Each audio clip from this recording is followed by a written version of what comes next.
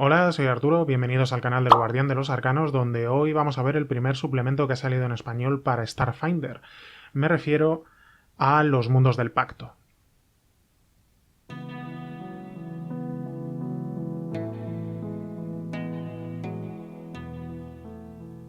Los mundos del pacto es el primer suplemento que ha salido. Quizás se hubiera sido mejor que hubiera salido el archivo alienígena, que es el bestiario y que es más necesario para jugar, puesto que dentro del propio libro de reglas básicas de Starfinder ya se incluye el propio escenario de campaña. Se incluye de una manera somera y muy ligera, y que si solo vas a jugar de manera ocasional te puede servir y te puede ser útil. Si ya quieres meterte de lleno, quieres jugar campañas, si quieres desarrollar bastante tiempo de juego dentro de Starfinder, desde luego los mundos del pacto, es bastante necesario. Y digo que escenario de campaña, aunque es una manera bastante errónea, puesto que este libro, que aunque parece finito, ¿verdad? Tiene 220 páginas, son bastante. Lo que pasa que sabéis que De Beer tiende a utilizar un papel de bastante poco gramaje, aunque está bien, yo no he tenido problemas con él. Y este libro no solo incluye el escenario de campaña, que iría lo que es la zona de los mundos del pacto de la página 8 a la 148, sino que además incluiría naves espaciales, PNJs, opciones para jugadores como arquetipos, dotes, armas y fusiones de armas, armaduras, objetos mágicos, incluso razas jugables por si quieres escogerlas para poder jugarlas dentro del propio juego. Con lo cual, como veis, no es solo un escenario de campaña, sino que amplía el juego y hace esa fusión de escenario de campaña y casi guía del jugador avanzada. Esta fórmula es la que están siguiendo dentro de Starfinder, donde ya está previsto que se va a publicar en breve, si no se ha publicado ya, otro suplemento que se llama Near Space. Near Space, o Espacio Cercano, es el libro que mezcla escenario de campaña y opciones para jugadores dentro de lo que sería el Beskarium. El Beskarium, que es donde salen estos lagartos gigantes, que son los Besk, que es una de las razas jugables incluidas dentro del propio manual, y que está conformado por 8 planetas que giran alrededor de una estrella azul. Bueno, de eso no se nos habla aquí en los mundos del pacto, pero sí que nos van a hablar de estos planetas que ya se nos mencionaban en la guía del mundo del mar interior de Pathfinder. Ya sabéis que Starfinder lo que hace es que lanza el mundo de Pathfinder, el mundo de Golarion, al futuro. Lo que ocurre es que bueno, aparte de hacerlo de manera distinta, porque no nos vamos a encontrar con algo como esto, que es el escenario de campaña, mientras que Pathfinder no tenía escenario de campaña incluido, era un libro más o menos de reglas genéricas. Aquí lo que hacen, ya habéis visto que funciona de manera diferente, en la propia guía del mundo del mar interior se nos mostraba el sistema planetario, donde tendríamos los mismos planetas que nos van a aparecer aquí, salvo que aquí tendríamos a Golarion. Golarion en el mundo de Starfinder ha desaparecido. No se sabe por qué, y en su lugar está la estación Absalon. Que Absalon era la capital de la región del mundo del mar interior dentro del escenario de campaña. Vale, que lo tendríamos, ese mismo sistema estelar, lo tendríamos aquí. Aquí tendríamos la estación Absalon. Bueno, y eso es lo que nos muestra este escenario de campaña. Nos habla del momento futuro, dentro de, no se sabe exactamente qué cantidad de años, puesto que se ha producido un suceso que se llama el intervalo. El intervalo, o the gap en inglés, es un momento en el cual comienza la historia conocida por parte de las diferentes razas que habitan este mundo. Bueno, que habitan este sistema estelar, puesto que desconocen absolutamente qué es lo que pasó antes. Ha habido como un lapso de tiempo donde ha desaparecido todo recuerdo, toda memoria y todo registro histórico. Se desconoce por completo, y además desaparece el propio mundo de Golarion y en su lugar aparece la estación Absalon. En este mundo, donde se comienza a mostrar cómo se lleva la historia, cómo después del intervalo, las cifras de fechas se ponen eso, ¿no? Por ejemplo, 1 DI, 1 después del intervalo, y nos muestra en este mundo donde los diferentes planetas, a través del conocimiento que tienen entre ellos, forman el Pacto de los Mundos o conforman los mundos del Pacto. Dentro de este escenario tiene una importancia suprema el Triuno, un dios que se manifiesta justo un par de años después, creo que en el año 3 después del intervalo, y que transmite la señal mediante la cual hace constar a todas y a cada una de las razas de estos diferentes mundos lo que es el motor de deriva. Un motor que les permite viajar a más de la velocidad de la luz, que en verdad lo que hace es que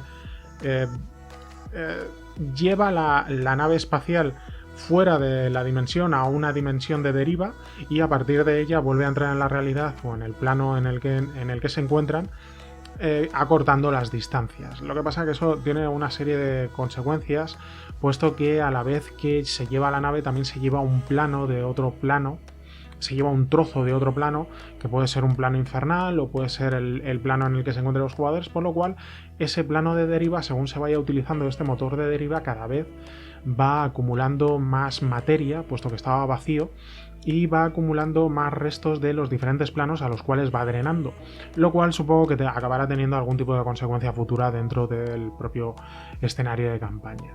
Bueno, este dios Triuno tiene una importancia relativa, porque se muestra a todos los seres, algunos llegan a conocerlo o no, se manifiesta a través pues, de naves espaciales que llegan a los diferentes mundos transmitiendo su conocimiento, a través de sueños o a través de otras imágenes religiosas. Bueno, este dios Triuno procede de Bray, que es la diosa de la relojería, de la mecanidad, de los inventos, de Kasandalí. Kasandalí es un personaje que asciende a la divinidad dentro de una de las sendas de aventura de Pathfinder, que fueron los dioses del hierro, de Iron Gods. En The Iron Gods, que lamentablemente parece que no vamos a tener el gusto de poder disfrutarla en castellano, puesto que ya sabéis que De Beer abandona la primera edición, no va a haber reimpresiones de lo que ya se vaya agotando, y aparte de la senda de aventuras que esté ahora mismo publicándose, no va a publicar más, van a pasar directamente a la segunda edición y veremos.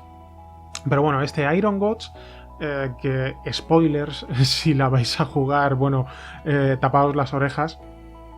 Bueno, se localiza en la región de Numeria, que es una región tecnológicamente avanzada, porque cayó una nave espacial y pues diferentes inventos, diferentes artefactos pues fueron liberados por esa zona, que les llevó a tener a los habitantes de Numeria pues un conocimiento tecnológico superior. La inteligencia artificial de la nave estrellada pues acaba creyéndose un dios, y es lo que origina toda la aventura. Al final de la misma, uno de sus aspectos, sería esta Kasandalí, pues acabaría adquiriendo la divinidad. Y el tercer aspecto de este dios Triuno, del dios que son 3 en 1, sería Epoch, que lo veremos al ver el mundo de Avalon.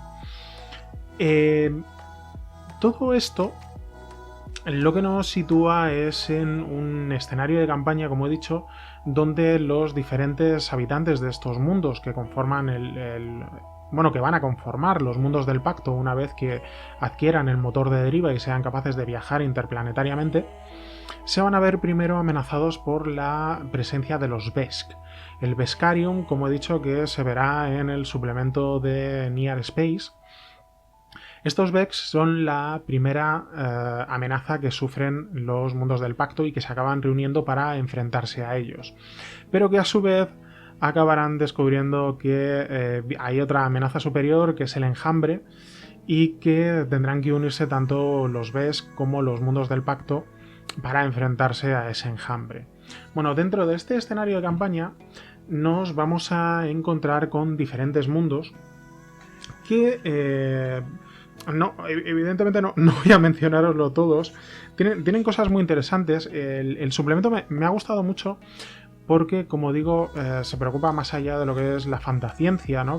que pretende presentar ocupándose de cosas como, por ejemplo, la economía en base a créditos, en base a diferentes trueques y intercambios, o por ejemplo con el polímero base universal, que es un elemento que se intercambian los diferentes habitantes de estos mundos y que puede ser transformado en cualquier cosa, por lo cual es una especie de commodity que les sirve y les ayuda en sus relaciones económicas o monetarias. Es muy interesante la forma en la que han tenido de presentar el mundo o el escenario de campaña de Starfinder, porque se han preocupado de cosas, como digo, de la economía, se han preocupado, por ejemplo, de cosas como los idiomas o como la propia gravedad.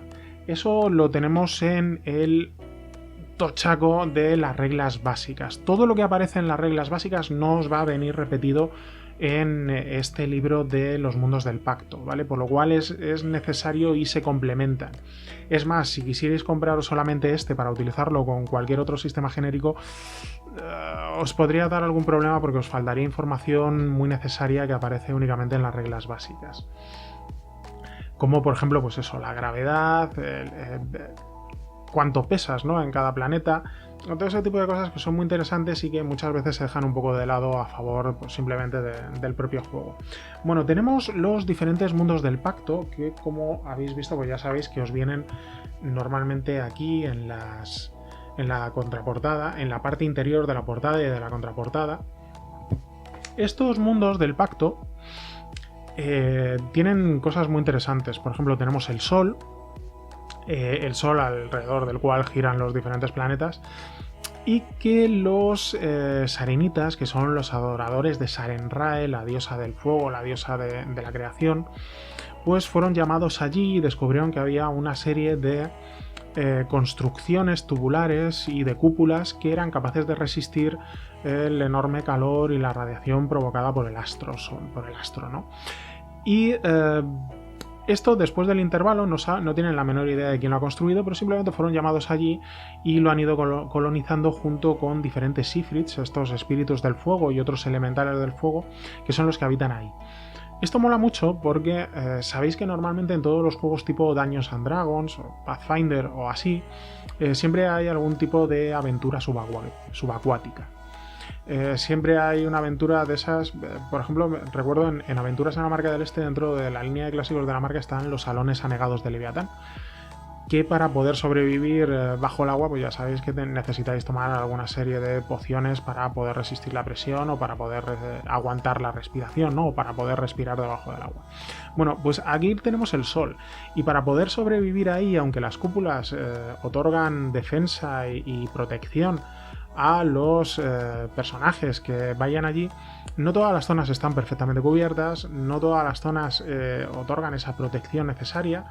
Hay zonas donde tienen que ir moviéndose mediante barcazas y soportando el calor y la radiación que producen, por lo cual vais a necesitar, pues, lo mismo de algún tipo de protección, evidentemente aquí un poco más tecnológica, no necesariamente mágica, para poder sobrevivir dentro de este mundo. Esto Paizo lo ha vuelto a hacer. Ya sabéis que en Pathfinder normalmente en las sendas de aventura desarrollaba las diferentes regiones dentro del mundo del mar interior o del mundo de Golarion. Aquí vuelven a hacerlo, como por ejemplo con la senda de aventuras de Dawn of Flames, sería como el amanecer de las llamas, donde se centra el escenario en la propia parte del sol. Bueno, una serie de aventuras que no mencionaremos para no estropearlas. Bueno, tenemos otros mundos como por ejemplo Avalon. Avalon tiene una importancia relativa muy grande dentro de este escenario de campaña.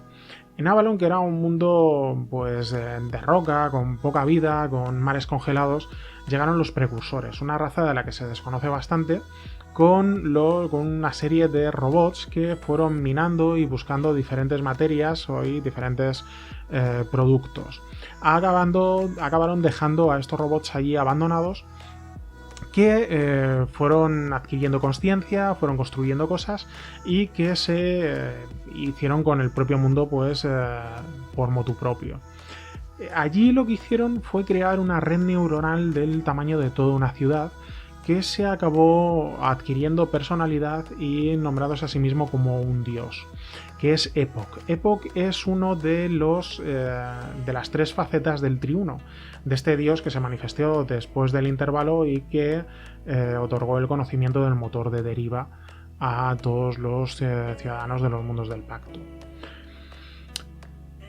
Esto tiene, como digo, tiene mucha importancia porque el escenario de campaña, dentro de lo que tiene, no solo os va a dar un poco de lo que es la historia y de las diferentes utilidades y posibles semillas de aventura, sino que además están bastante ligados y bastante bien pensados todas esas, como digo, semillas de aventura que os va dejando. Además, dentro de cada mundo os aparece para ayudaros dentro de la creación de vuestros personajes lo que son nuevas temáticas especializadas dentro de cada mundo y dentro de cada escenario particular del que podáis jugar referido a ese mundo en particular.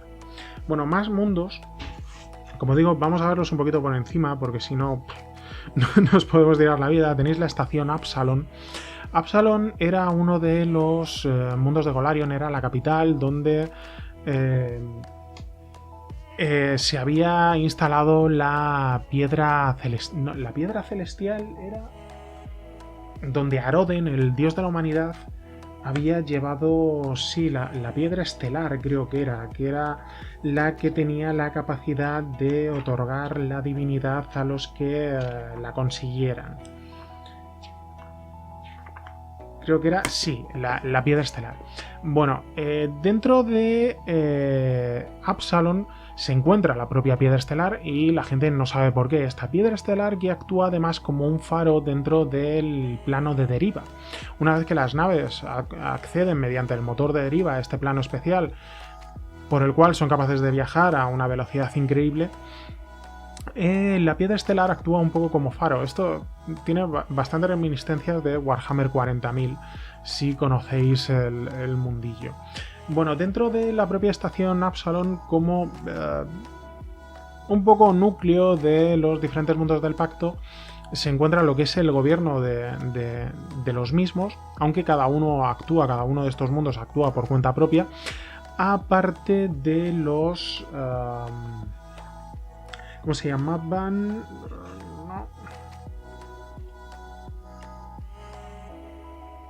No. Bueno, se me ha ido completamente la cabeza. Así que... de los senescales. Dentro de Absalon se encuentran los senescales, que es una especie como de sheriffs o de marshals que instauran la justicia dentro de los diferentes mundos del pacto. Asimismo se encuentra la sociedad Starfinder, que es el presunto de sociedad Pathfinder que teníamos en Pathfinder y que se dedican a explorar la galaxia y descubrir diferentes cosas. Sobre todo si tenéis la oportunidad y podéis echarle un vistazo a la sociedad Starfinder, a ese conjunto de aventuras, sobre todo las de la primera temporada, son muy buenas y muy recomendables para jugar con Starfinder. Vale.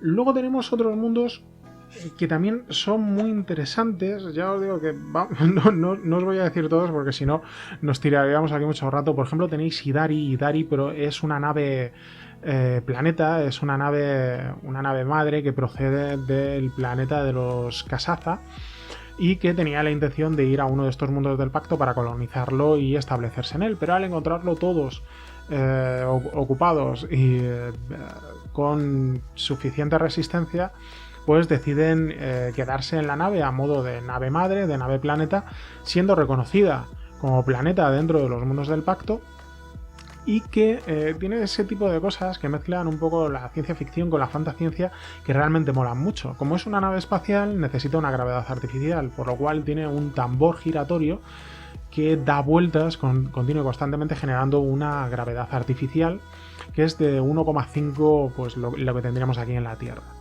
Además, al ser una nave y tener que ser autosuficiente, pues tienen que reciclar todo, incluso los cadáveres. Por lo cual, cuando una persona muere, o sobre todo cuando un Kasaza muere dentro de Idari, pues se le lleva a reciclar para extraer todos los productos y todas las cosas necesarias, salvo una pequeña fracción, como una pequeña loncha de su cerebro. Ha quedado un poco asqueroso lo de loncha. Bueno, una pequeña fracción de su cerebro que se guarda dentro de una cámara de memorias compartidas, y lo cual permite que a través de una cierta tecnomagia se pueda recuperar memorias de esa persona fallecida, así como tratar de contactar con su espíritu a través de otros planos.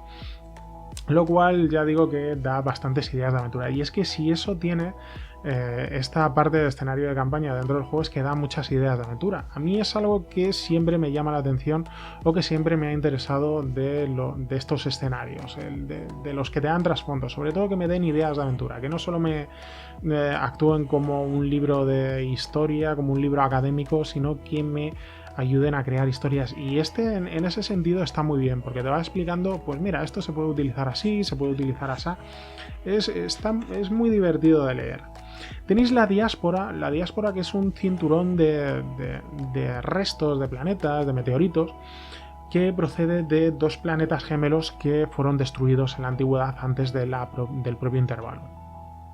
Bueno, este cinturón de escombros es donde se esconden los piratas y los diferentes capitanes libres, algo así como era el ojo de Abendego en el mundo del mar interior. Bueno, estos dos mundos tienen su relación con Eox. Eox es otro de los mundos del pacto, que es de esos que molan mucho, porque es un mundo que llegó a tener una capacidad científica y una capacidad militar muy superior a la del resto. Entonces, queriendo demostrar su superioridad, creó un arma interplanetaria gigantesca, y fue lo que destruyó estos dos mundos gemelos, que se acabaron convirtiendo en la diáspora, ¿no? En ese cinturón de escombros, de meteoritos y de restos planetarios. Pero al utilizar ese arma por parte de Eox, de este planeta, acabaron arrasando su propio planeta, con una radiación gigantesca que acabó matando pues prácticamente a todos los habitantes. Por lo cual Eox se acabó convirtiendo en un mundo nigromántico, un mundo de muertos vivientes, un mundo donde hubo que recurrir a esas artes nigrománticas para poder sobrevivir. Este mundo, que además pues está cubierto de una nube de radiación que hace imposible la vida, por lo cual si se quiere acudir allí pues habrá que hacerlo con las debidas precauciones. ¿Qué importancia tiene dentro del mundo de los mundos del pacto? Pues bueno, tiene su negocio y tiene su capacidad económica en los necroinjertos. Dentro del manual de reglas básicas de Starfinder existen reglas para impactos críticos, donde se pueden perder extremidades, donde se puede causar daño permanente a diferentes órganos. Pues bueno, en vez de utilizar ciberimplantes, en vez de utilizar implantes tecnológicos o tal, pues puedes acudir a este mundo para que te injerten, pues por ejemplo, el brazo de un muerto, o el ojo de un muerto o algo parecido, ¿no? Lo cual supone la parte fundamental de su negocio y de su subsistencia. Aunque estos tiranos nigrománticos pues son bastante mal vistos, ¿no? Dentro de lo que es los mundos del pacto. Como veis, cada uno de los mundos tiene su cosita interesante, tiene su punto de atracción, y que resulta muy interesante para poder llevarlo a la mesa.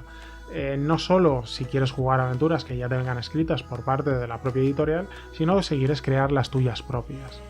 Bueno, además de eso, que estaríamos hablando de, como digo, pues 140 páginas de escenario de campaña, pues hasta la 215, que es el resto, tenemos un montón de cosas que vendrían a ser un poco como la guía del jugador avanzado, que nos dan opciones para los personajes para poder utilizarlas.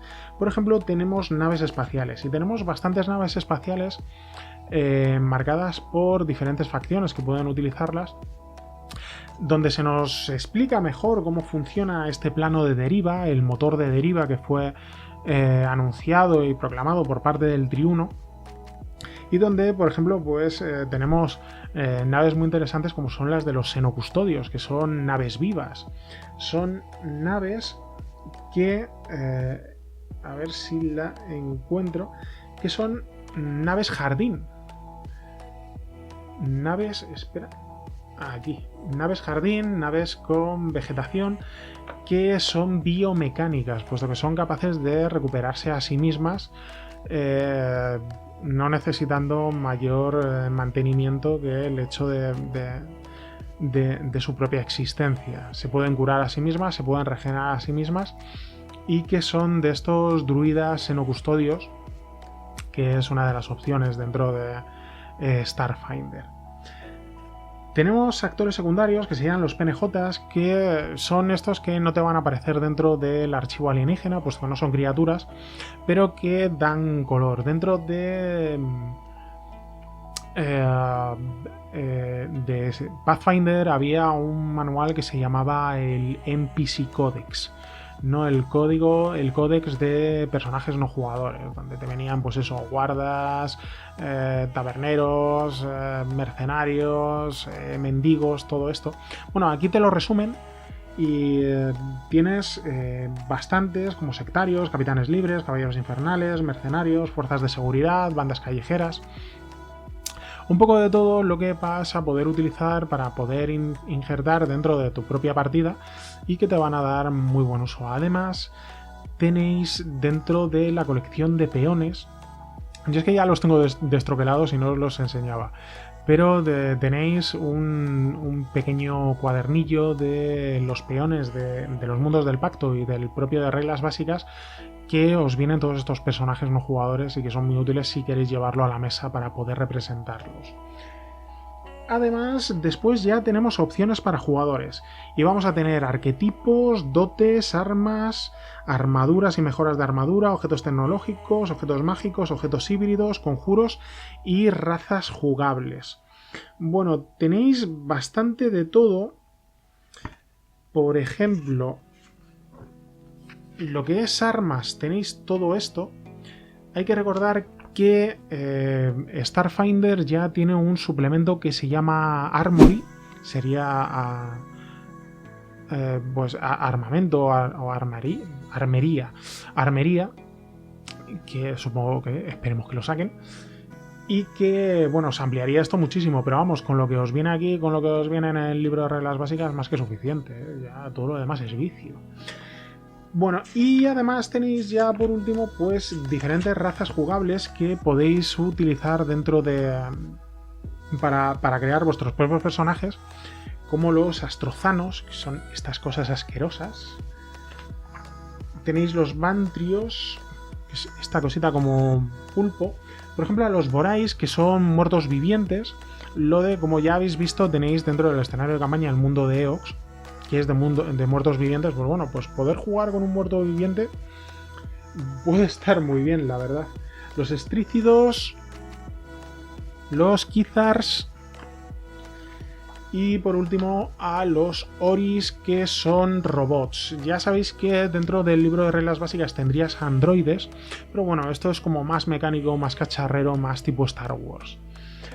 Bueno, y todo esto sería este pequeño librito que, como veis, en 215 páginas tiene un montón de información, mezcla lo que es escenario de campaña con guía del jugador avanzada, y que parece ser la fórmula que van a utilizar dentro de Starfinder, puesto que ya os he comentado que van a sacar el de Near Space, que es poco más o menos igual que este, salvo que con referente al Beskarium y con opciones para jugadores referidos a los propios Besk, sobre todo. Bueno, está muy bien, está muy bien. Seguimos esperando de Starfinder que saquen el archivo de alienígenas, que es muy necesario porque es el bestiario para poder jugar con Starfinder, pero yo desde luego lo recomendaría mucho. Si vais a jugar poquito con el libro de reglas ya tenéis más que suficiente, pero si de verdad queréis darle a campañas y meteros en serio con Starfinder y jugar bastante, este libro es imprescindible. Os amplía muchísimo las opciones, os da muchísima información. Como escenario de campaña me parece mucho mejor que el que había para Pathfinder, de la guía del mundo del mar interior. Sobre todo porque este te da ideas. Este, cuando te explica el por qué hace las cosas, cada uno de los lugares te va diciendo, bueno, y aquí se podría jugar pa. O sea, que te va dando semillas de aventura y eso te viene muy bien. Y además, pues bueno, mola mucho el arte, cómo está hecho y todo lo que te aporta. Bueno, espero que os resulte útil esta pequeña reseña. Yo os lo digo, si vais a jugar Starfinder, yo me lo cogería. Si queréis ver más vídeos como este, no olvidaros de darle al botón de suscribirse, o podéis seguirme a través de las redes sociales, especialmente en Twitter, en twitter.com/arcanosguardian. Sigan jugando y nos vemos en el siguiente vídeo.